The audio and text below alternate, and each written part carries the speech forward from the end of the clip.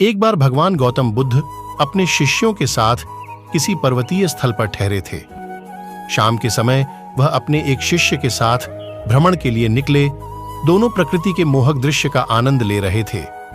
विशाल और मजबूत चट्टान को देख शिष्य के भीतर उत्सुकता जगी। उसने पूछा, इन चट्टानों में तो किसी का शासन नहीं होगा, क्योंकि ये अटल, अविचल और कठोर हैं। शिष्य की बात सुनकर बुद्ध बोले कि नहीं, इन शक्तिशाली चट्टानों पर भी किसी का शासन है। लोहे के प्रहार से इन चट्टानों के भी टुकड़े टुकड़े हो जाते हैं। इस पर शिष्य बोला, तब तो लोहा सर्वशक्तिशाली हुआ। बुद्ध मुस्कुराए और बोले, नहीं, अग्नि अपने ताप से लोहे का रूप परिवर्तित कर सकती है। उन्हें धैर्यपूर्वक सुन रहा शिष्य बोला, इसका मतलब अग्नि सबसे शक्तिवान है।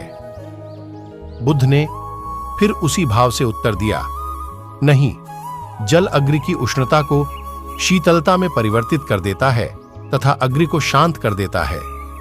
शिष्य कुछ सोचने लग गया।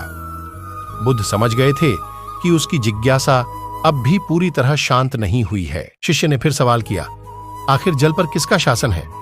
भगवान बुद्ध ने उत्तर दिया, वायु का वेग जल की दिशा को बदल देता है। शिष्य कुछ कहता, इससे पहले ही बुद्ध ने कहा कि अब तुम कहोगे पवन सबसे शक्तिशाली हुआ। नहीं, पवन सबसे शक्तिशाली नहीं है। सबसे शक्तिशाली है मनुष्य की संकल्प शक्ति, क्योंकि इसी से पृथ्वी, जल, वायु, अग्नि इत्यादि को नियंत्रित किया जा सकता है। जीवन में कोई भी महत्वपूर्ण कार्य संकल्प शक्ति के बगैर असंभव है। इसलिए अपने भीतर संकल्प शक्ति का विकास करो। दोस्तों, मनुष्य की संकल्प शक्ति अगर दृढ़ है तो वह अपने जीवन में कभी असफल नहीं हो सकता और दुनिया की बड़ी से बड़ी ताकत उसके सामने नहीं टिक सकती।